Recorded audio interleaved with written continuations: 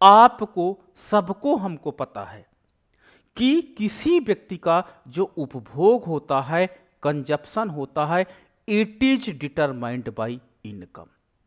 ये हमने पिछली क्लासेस में देख लिया कि किसी व्यक्ति का जो उपभोग होता है वो उसकी वर्तमान आय पर निर्भर करती है। अब मैंने देखा सोसाइटी में कि इफ योर इनकम इज 100 रुपी तो आपका कंजप्शन बिहेवियर 50 है। किसी बच्चे का, ए बच्चा है उसका 50 है, यानी वो 50 रुपए का कंजप्शन करता है, 50 रुपए सेविंग कर लेता है।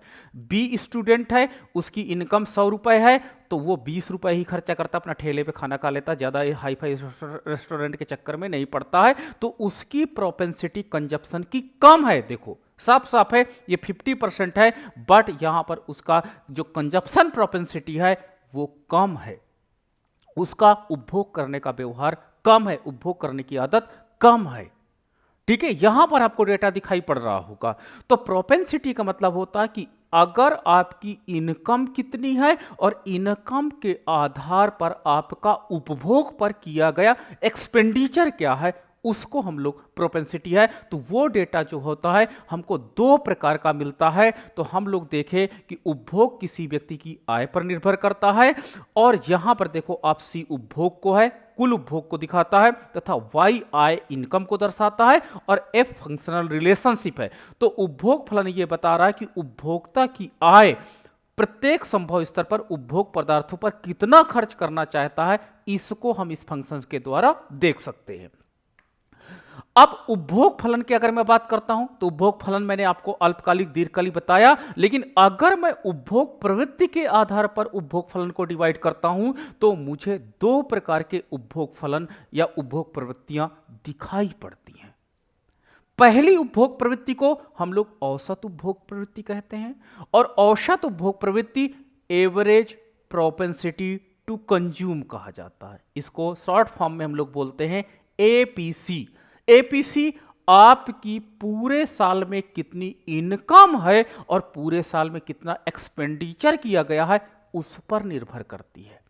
ठीक है, मैंने बोला कि आपने साल भर कितनी इनकम पाई है, total sum of your income, पूरे साल की इनकम है एंड पूरे साल का कंजप्शन है। सपोज दैट 2022 का आपकी इनकम है, तो 2022 में आपने कितना उपभोग पर खर्च किया है, और इसके आधार पर आप average propensity to consume of a consumer 2022 का निकाल सकते हो डेटा।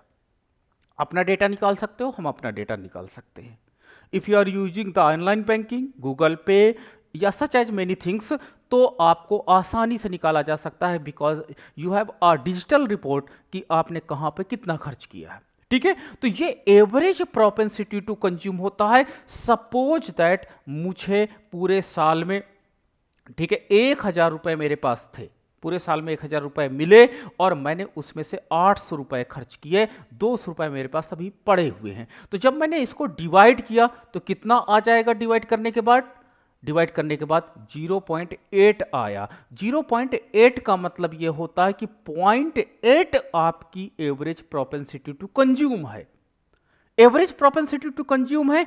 अब इसको चलो परसेंटेज में कन्वर्ट कर लो। परसेंटेज में कन्वर्ट करोगे तो 100 से मल्टीप्लाई करेंगे, 100 से मल्टीप्लाई करेंगे तो इसका मतलब होता है कि 80% आप खर्च करने वाला बिहेवियर रखते हो। मतलब आपकी लाइफ में जितनी इनकम अभी आ रही है उसका 80% आप खर्च कर देते हो। You have high propensity, average propensity to consume. ठीक है, कुछ व्यक्तियों का मैंने स्टूडेंट का देखा, उनका 0.9 डेटा आया, मतलब वो 90% खर्च कर लेते हैं। कुछ बच्चों का 0.1 सॉरी 1 नहीं, 0.1 नहीं, 1 आया, मतलब वो 100% पैसा खर्च कर देते हैं। 1 से इसकी बड़ी वैल्यू नहीं होगी। अगर यू आर गेनिंग, हाँ हो वैल्यू हो सकती है, बट रियल लाइफ में मैं बोलूं कि अगर आपके पापा ने 1000 रुपए दिया और आपने 1000 रुपए पूरे खर्च कर दिए तो आपकी एवरेज प्रोपेंसिटी टू कंज्यूम कितनी हो जाएगी? 1 होगी। बट 1000 से 1 से ज्यादा तभी हो सकती है जब आप लोन ले लोगे, और उसकी स्टडी हम यहां पर नहीं कर रहे हैं। ठीक है, आपने कहा कि एक काम करते, पापा ने 1000 दिया, दोस्त से हमने 1000 लिया, सर 2000 का हमने खर्चा कर दिया। ठीक है, 2000 का खर्चा कर दिया, बट आपकी इनकम का सोर्स भी 2000 है। क्यों? 1000 आपने पापा से लिया और 1000 आपने दोस्त से लिया, इसलिए एवरेज प्रोपेंसिटी टू कंज्यूम कभी भी 1 से ऊपर नहीं होगी। ये पॉइंट याद रखना कि आप जो आपका औसत उपभोग प्रवृत्ति होती है वो औसत उपभोग प्रवृत्ति 1 से ज्यादा नहीं हो सकती, और 1 का मतलब होता है कि आप अपनी मुद्रा का 100% क्या कर रहे हो, खर्च करने वाला बिहेवियर रखते हो। ठीक है, वही गर्ल्स के रेस्पेक्ट में मुझे डेटा थोड़ा सा अलग मिला। डेटा को जब मैंने एनालिसिस किया तो गर्ल्स के रेस्पेक्ट में डेटा जो मिलता है वो अधिकतर 1000 रुपए में 600 रुपए खर्च किए हैं और उन्होंने 1000 रुपए बचाया है, तो उनकी जो प्रोपेंसिटी टू कंज्यूम है वो 0.6 मिली। ठीक है, मतलब 60% खर्च कर रही है गर्ल्स। ठीक है, कभी कभी आपने अपना बिहेवियर देखिए तो 0.1 है। 0.1 का मतलब होता है कि योर एक्सपेंडिचर इज 10% और 90% आपका सेविंग बिहेवियर है। तो अब आपको एक चीज का डेटा समझ में आ गया होगा कि एवरेज प्रोपेंसिटी का जो डेटा होता है, एवरेज प्रोपेंसिटी जो डेटा है वो हरदम 0 से लेकर के 1 के बीच में ही मूव करेगा। अगर किसी का बिहेवियर 0 के पास है तो यानी वो व्यक्ति खर्च कम करता है उपभोग पर और बचाता जाता है। अगर किसी व्यक्ति का डेटा 1 पर है तो यानी वो सारा का सारा इनकम क्या कर दे रहा है, वो खर्च कर दे रहा है। अगर कोई स्टूडेंट है वो 0 पर है तो मतलब सारा का सारा वो पैसा बचा दे रहा है। बट मैं आपको बताऊं कि कोई भी व्यक्ति ऐसा नहीं हो सकता है, क्योंकि नीड्स ऑफ द लाइफ, मैंने एक वर्ड आपसे टेक्निकल बोला था, ऑटोनॉमस कंजप्शन आपका होता है। तो ऑटोनॉमस कंजप्शन क्या कहलाता है कि आपको कुछ ना कुछ तो आपको अपने शरीर के लिए, needs of the life, needs of the body के लिए कुछ ना कुछ तो खर्च करना पड़ेगा। तो इट इज नेवर पॉसिबल, ये कभी नहीं आपके साथ हो सकता है कि आप 0 पर रहें, बट ये पॉसिबल है कि आप 1 पर रहेंगे। ठीक है, मोस्ट ऑफ, मैंने बोला कि जो बॉयज का परसेप्शन है, बॉयज का परसेप्शन मुझे इस रेंज के बीच में ज्यादा मिला। ये मैं एक रेंज बता देता हूं, इस रेंज के बीच में ज्यादा मिला। जो average propensity to consume of a male member है, मेल स्टॉक होल्डर्स हैं, उनका ये आपको ज्यादा डेटा मुझे मिला, जो रिसर्च बताती हैं।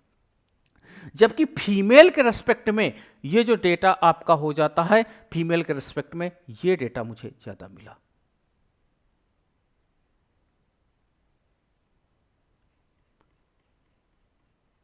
ये डेटा फीमेल के रेस्पेक्ट में मिला। फीमेल का जो एक्सपेंडिचर बिहेवियर है, जो एवरेज प्रोपेंसिटी टू कंज्यूम है, वो मेल के रेस्पेक्ट में कम पाई गई।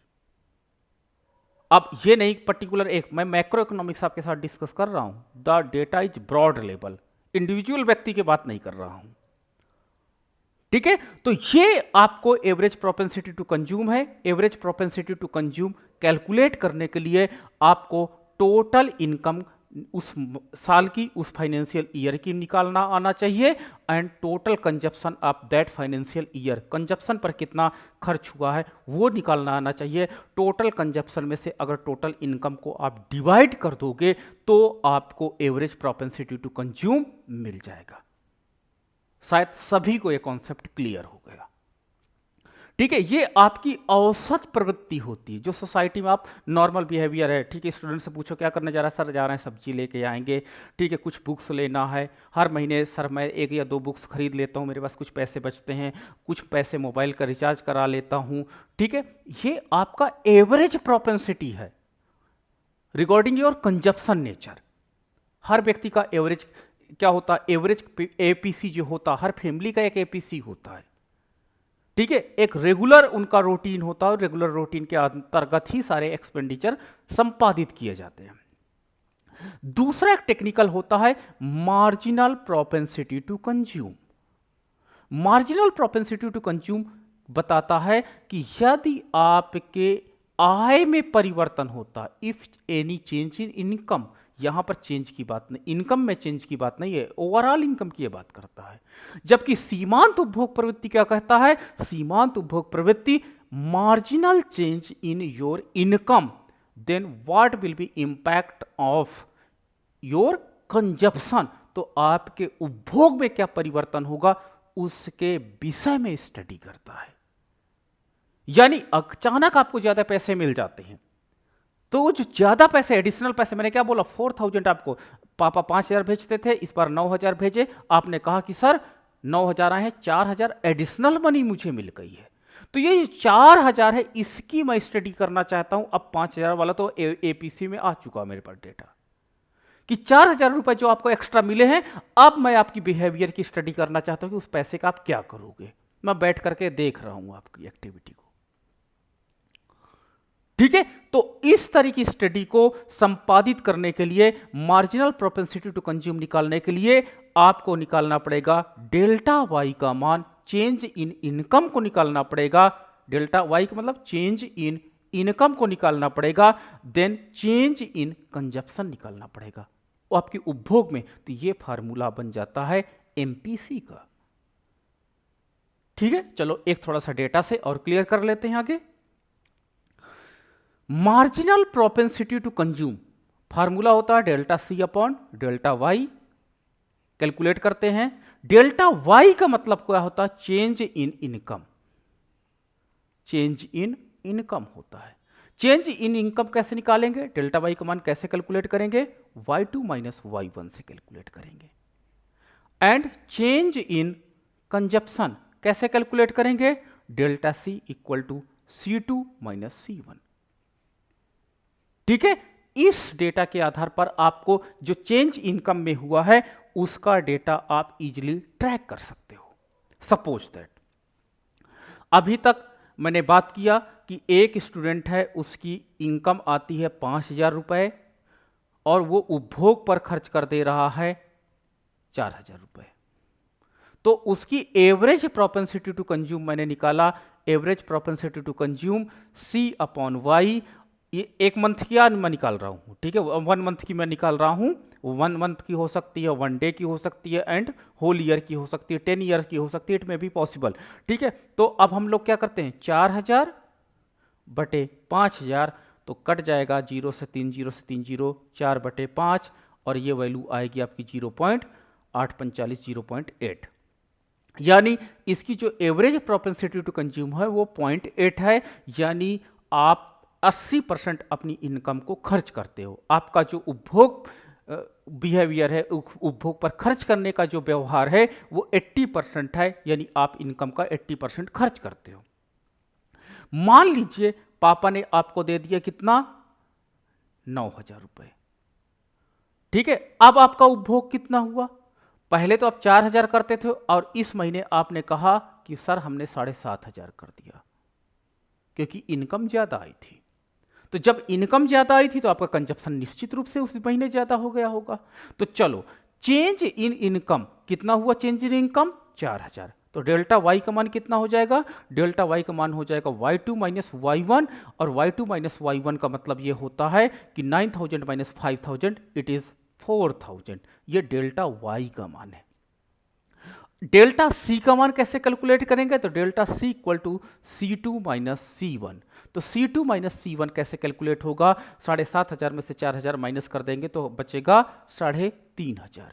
अब ये जो डेटा मेरे पास आता है, इस डेटा को हम एमपीसी के इस फार्मूले में रख देते। तो डेल्टा सी का मान आपके पास कितना हो जाता है, तो डेल्टा सी का मान आपके पास हो जाता है 3500 रुपये, और डेल्टा वाई का मान आपके पास हो जाता है 4000, ठीक है। 00 से 00 कैंसिल, और 35 बटे 40 हो जाता है, 5 8 से 40, 5 7 35, 7 अपॉन 8 हो जाता है। अब पॉइंट लगा, 0 बढ़ा, और कितनी बार जाएगा, 0.8 बचा 6,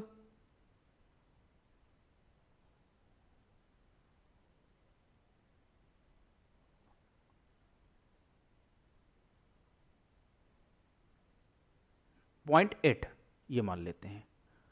तो उसका जो मार्जिनल प्रोपेंसिटी है, ठीक है, पॉइंट के बाद और भी चेंज हो गए निकल के आएगी, तो आपका 87 है। यानी इसका 80, ये जो 87% ये अपनी मुद्रा को, जो बढ़ी हुई मनी होती है, उसको उपभोग पर खर्च करने की प्रवृत्ति रखता है। इसका मतलब यह हुआ कि नॉर्मल लाइफ में वो 80% मुद्रा खर्च करता है, लेकिन अगर उसकी इनकम में एनी चेंज आता है तो वो ज़्यादा अधिक उपभोग पर खर्च करना पसंद कर रहा है। ये बताता है मार्जिनल प्रोपेंसिटी टू कंज्यूम, हमें बता रहा है। ठीक है, तो मार्जिनल प्रोपेंसिटी टू कंज्यूम हमने निकालना सीख लिया है, एवरेज प्रोपेंसिटी टू कंज्यूम निकालना सीख लिया है। अब आगे देखते हैं औसत उपभोग प्रवृत्ति क्या है, मैंने आपके साथ अभी डिस्कस किया। एवरेज प्रोपेंसिटी टू कंज्यूम क्या है, तो मैंने आपको बताया कि कुल व्यय कुल आय के अनुपात को औसत उपभोग प्रवृत्ति कहते हैं, और इससे ज्ञात होता है कि लोग अपनी कुल आय का कितना भाग उपभोग की क्रियाओं में खर्च करना चाहते हैं। ठीक है, तो यानी एपीसी जब हम कैलकुलेट करते हैं तो C/Y की बात करते हैं, और इसमें total consumption and total income की बात की जाती है। वहीं कुरिहारा के अगर मैं शब्दों में बात करूं तो औसत उपभोग प्रवृत्ति उपभोग व्यय और एक विशेष स्तर पर आय के अनुपात को, यानी आय कंजप्शन रेशियो को, इनकम कंजप्शन रेशियो को ये रिप्रेजेंट करता है, और ये कुछ नहीं रिप्रेजेंट करता है। ठीक है, इसका फार्मूला हम देख सकते हैं कि C/Y होता है। अब सीमांत उपभोग प्रवृत्ति की बात करते हैं, तो सीमांत उपभोग प्रवृत्ति यह बताता है कि अगर आपकी इनकम में कोई चेंजेज आता है तो उसके परिणाम स्वरूप टोटल एक्सपेंडिचर में क्या परिवर्तन आता है, उसके रेशियो को हम लोग मार्जिनल प्रोपेंसिटी टू कंज्यूम कहेंगे। तो मार्जिनल प्रोपेंसिटी टू कंज्यूम इसके बेस पर हम कैलकुलेट कर सकते हैं। कुरिहारा के शब्दों में सीमांत उपभोग प्रवृत्ति उपभोग में होने वाले परिवर्तन तथा आय में होने वाले परिवर्तन का अनुपात कहा जाता है। ठीक है, और इसका फार्मूला होता है डेल्टा C/डेल्टा Y के नाम से ये जाना जाता है। अब क्या रिलेशनशिप पाया जाता है औसत उपभोग प्रवृत्ति तथा सीमांत उपभोग प्रवृत्ति में, इसके संदर्भ में आइए हम लोग अब बात करते हैं। तो देखो, औसत उपभोग प्रवृत्ति और सीमांत उपभोग प्रवृत्ति में अगर हमको टोटल डिफरेंस को कैलकुलेट करना है कि क्या रिलेशनशिप पाया जाता है, तो ये एक पॉइंट याद रखना, और ये मैथमेटिकल मैं आपको समझा रहा हूं, इस कॉन्सेप्ट को आपको बहुत केयरफुली नोट कर लेना, और इसी के आधार पर फ्यूचर में आप marginal propensity to consume and average propensity to consume को कैलकुलेट करा करोगे। पहली चीज है एपीसी इक्वल टू C/Y होता है। ये एवरेज प्रोपेंसिटी टू कंज्यूम का फार्मूला है, और दूसरा फार्मूला होता है मार्जिनल प्रोपेंसिटी टू कंज्यूम का, तो डेल्टा C/डेल्टा Y होता है। ये हमने देखा और डिफिनीशन से जाना। अब मान लीजिए मेरे पास एक उपभोग फलन है, और मैं अल्पकालिक उपभोग फलन लेकर के आपके साथ काम कर रहा हूं, और दोनों के रिलेशनशिप को स्टेब्लिश करने का प्रयास करूंगा कि दोनों के बीच में क्या रिलेशनशिप पाया जाता है। ये पॉइंट आपको नोट करना सिखाता हूं। तो OXI आपका एंड OY है। अल्पकालिक उपभोग फलन कुछ आपको ऐसा मिला था, अल्पकालिक उपभोग फलन लंब अक्ष से जाता है, और नीचे हमने इनकम को लिया था और ऊपर हमने कंजप्शन को लिया था। सपोज दैट हम ए पॉइंट पर एपीसी और एमपीसी को कैलकुलेट करने की बात करते हैं कि यहां पर एपीसी का मान क्या होगा तथा एमपीसी का मान क्या होगा। तो इसको ए पॉइंट को हमने आधार अक्ष से मिला दिया, तो ये आपका y1 हो जाता है, आधार अक्ष से मिला दिया। अब ध्यान से देखना कि अगर एपीसी कैलकुलेट करते हो तो टोटल कंजप्शन कितना है, y1A है, y1A है, एंड टोटल इनकम कितनी है, OY1 है, OY1 है। किसी को प्रॉब्लम मुझे लगता नहीं होनी चाहिए, सबको चीजें क्लियर होती जा रही हैं। एक minute, just 1 minute.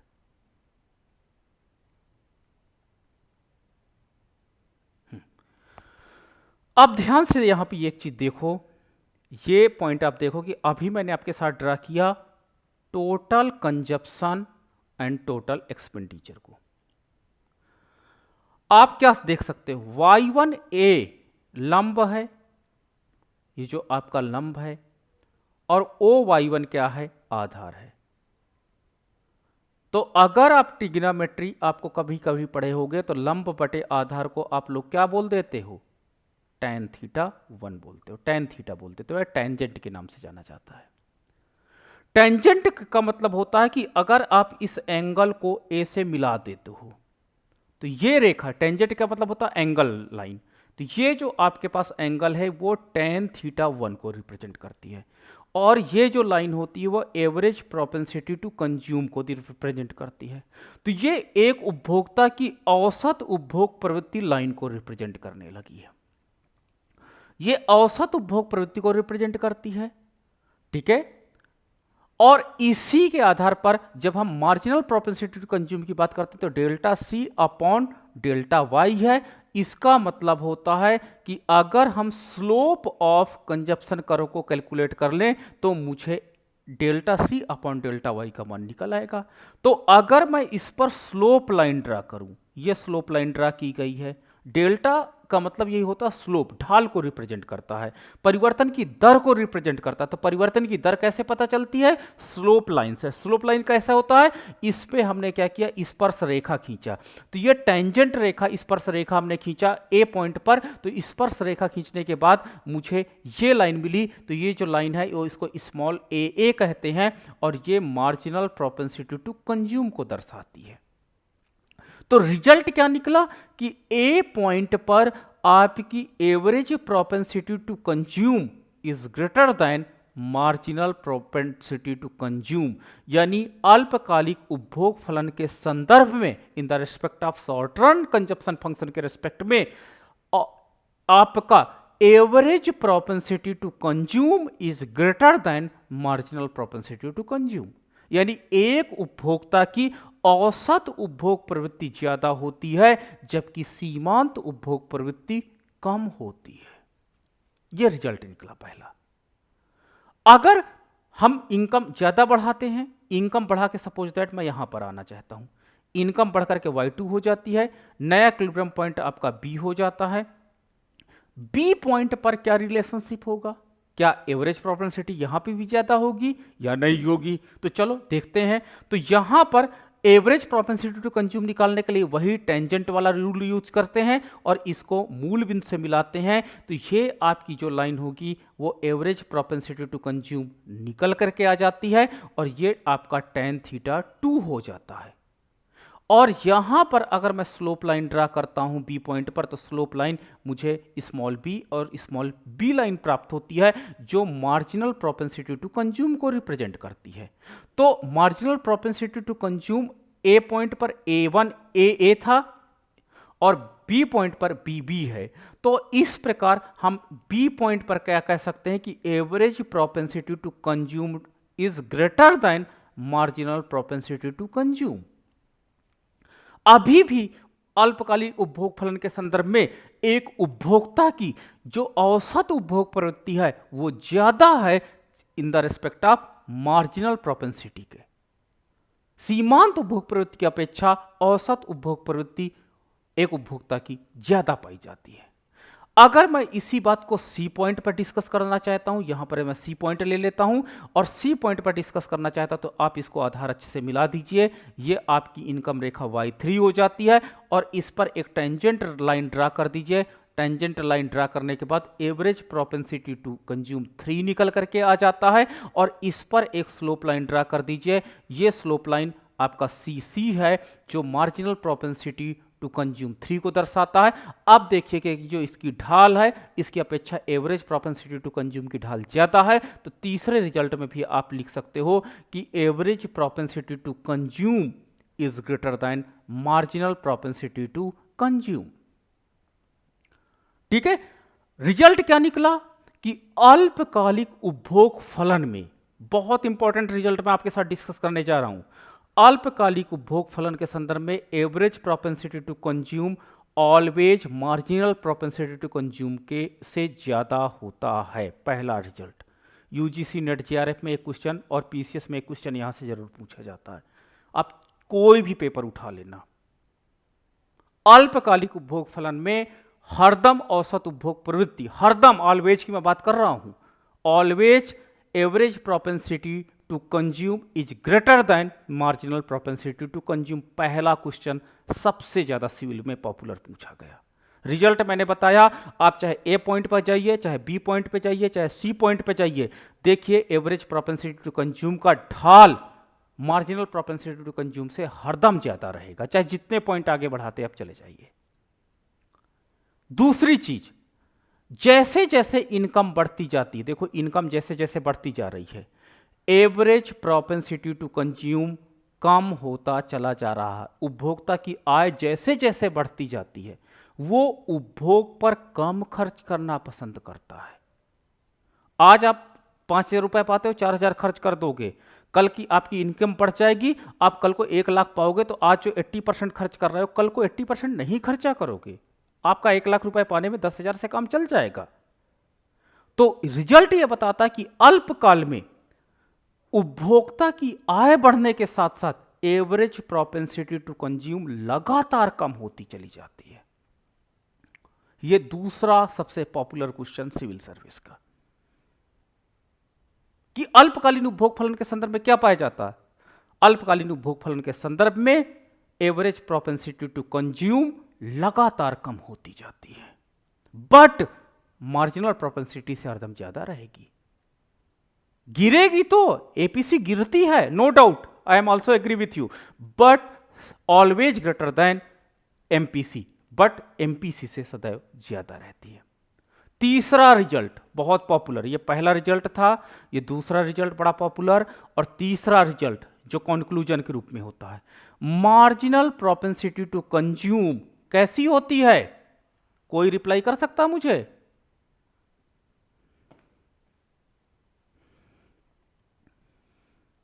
Marginal propensity to consume कैसा होगा, बोलो। कम ढाल वाली होती है। नहीं,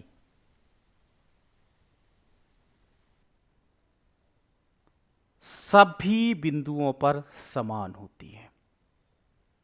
मार्जिनल प्रोपेंसिटी टू कंज्यूम का स्लोप देखिए हर पॉइंट पर बराबर है, क्योंकि अल्पकालिक उपभोग लाइन, अल्पकालिक कंजप्शन फंक्शन एक लीनियर है, और लीनियर के सभी पॉइंट पर स्लोप बराबर होती है।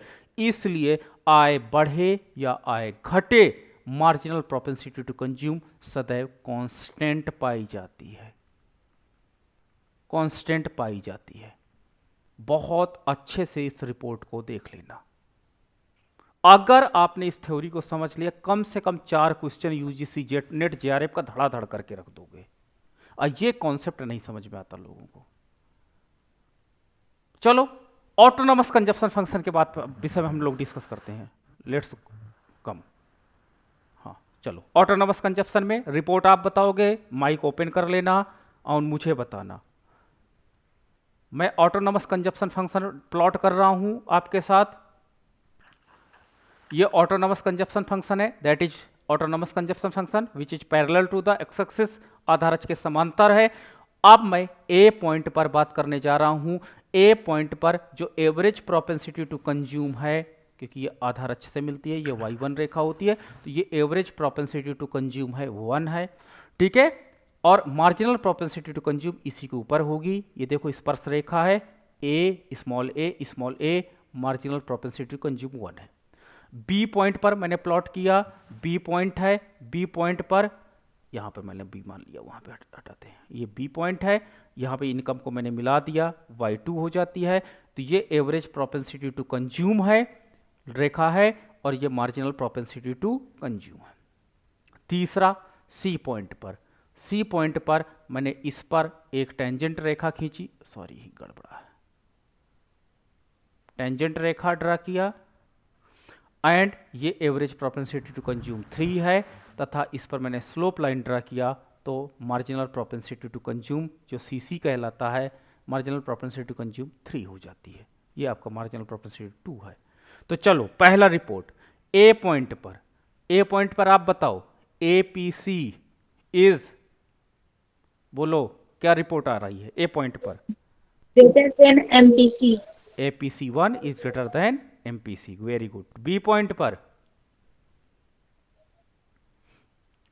Eight level B B point. Average propensity to consume is greater than marginal propensity to consume. Marginal difference. C point पर average propensity to consume 3 is greater than marginal propensity to consume. आप बताइए, आपका स्वायत्त उपभोग के संदर्भ में APC लगातार गिरती चली जाती है, लगातार कम होती चली जाती है, कॉन्टिन्यू डिक्लाइन होती है। मार्जिनल प्रोपेंसिटी टू कंज्यूम क्या है? कांस्टेंट होती Constant. है, स्थिर होती है। ये एग्जाम्स में एक बार पूछ लिया गया था आईएएस में। अगर उपभोग फलन स्वायत्त है तो निम्न में से कौन सा ऑप्शन करेक्ट है? पहला, APC always greater than MPC. दूसरा, APC is equal to MPC. तीसरा, APC is less than MPC. और चौथा आपका पूछ लिया था APC never equal to MPC. अब वहां पर देखो आपको कितना परेशानी होती होगी। अगर आपको कॉन्सेप्ट क्लियर है, ऑटोमेटिक आप कह सकते हो कि फर्स्ट ऑप्शन करेक्ट है। क्लियर है? पूछ लिया जाता है निम्न कथनों में से एमपीसी क्या होगी? MPC always constant, MPC continue declining, MPC continue increases, MPC always zero. तो आप कहोगे कांस्टेंट होता है एमपीसी और कांस्टेंट पे आप टिक कर दोगे। ये कॉन्सेप्ट वाले क्वेश्चंस होते हैं जो एग्जाम्स में सबसे ज्यादा परेशान किए। अब चलो बात करते हैं किस पे? अल्पकालिक उपभोग फलन पे बात करते हैं। सॉरी, इंड्यूस्ड कंजप्शन पे बात करते हैं। इंड्यूस्ड कंजप्शन के रिस्पेक्ट में क्या होगा रिजल्ट? इंड्यूस्ड कंजप्शन लाइन कैसे निकलती है? इंड्यूस्ड कंजप्शन लाइन जो होती है वो आधार अच्छे से मूल बिंदु से निकलती है। तो मूल बिंदु से जब निकलती है तो आप क्या करते हो? ऐसे मूल बिंदु से निकलती है। सभी को पता है कि ये जो आपके पास है इंड्यूस्ड कंजप्शन लाइन है, ठीक है, प्रेरित उपभोग फलन है। प्रेरित उपभोग फलन मूल बिंदु से निकलती है। अब इस मूल बिंदु से आप ए पॉइंट पर निकालिए, ए पॉइंट पर, तो इसको आधार अच्छे से मिला दीजिए, y1 हो जाता है। और इस पर टेंजेंट रेखा खींचेंगे तो इसी के ऊपर आएगी ना, यस, तो ए पी सी 1 हो जाएगा। अब इस पे स्लोप लाइन खींचोगे तो इसी के ऊपर आएगी। आप कहोगे हाँ सर, ये आपकी मार्जिनल प्रोपेंसिटी टू 1 है। तो इंड्यूस्ड कंजप्शन के संदर्भ में पहला रिजल्ट ए पॉइंट पर आता है कि average propensity to consume is equal to marginal propensity to consume. Clear है सभी को? अब देखो बी पॉइंट पे बात करते हैं। बी पॉइंट की बात करते हैं। बी पॉइंट पे क्या होगा? इसको आधार अच्छे से मिला दो, इस पर टेंजेंट रेखा खींचो, इस पे स्पर्श रेखा खींचो, ओवरलैप कर रही सारी लाइनें, मतलब यहां पर भी average propensity to consume 2 equal to marginal propensity to consume 2 के। नाउ यहां पर आप आ जाओ y3 पर। यहां पर सी पॉइंट पर क्या रिपोर्ट आ रही है? सी पॉइंट पर रिपोर्ट आ रही है कि अगर मैं यहां से मूल बिंदु से एक रेखा टेंजेंट रेखा ड्रा करूंगा तो ड्रा करने के बाद ये एवरेज प्रोपेंसिटी और इसी पे आपका खींचूंगा कौन सी रेखा? इसी पर अगर मैं टेंजेंट रेखा खींचता हूं तो average propensity to consume 3 equal to marginal propensity to consume 3 का होगा। तो रिजल्ट क्या निकला कि average propensity to consume always equal to marginal propensity to consume. ठीक है, इंड्यूस्ड कंजप्शन के संदर्भ में औसत उपभोग प्रवृत्ति सीमांत उपभोग प्रवृत्ति के सदैव बराबर होती है। पहले रिजल्ट निकला।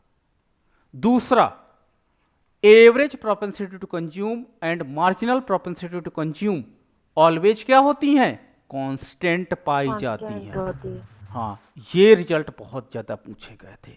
तो ये मैंने आपको आज रिलेशनशिप समझाया एवरेज प्रोपेंसिटी टू कंज्यूम का, मार्जिनल प्रोपेंसिटी टू कंज्यूम का, और उसको ग्राफिकल रिप्रेजेंटेशन, थ्योरेटिकल रिप्रेजेंटेशन और विभिन्न उपभोग फलन के संदर्भ में रिलेशनशिप को स्पष्ट किया। अब आप अपने प्रश्न पूछ सकते हो मुझसे।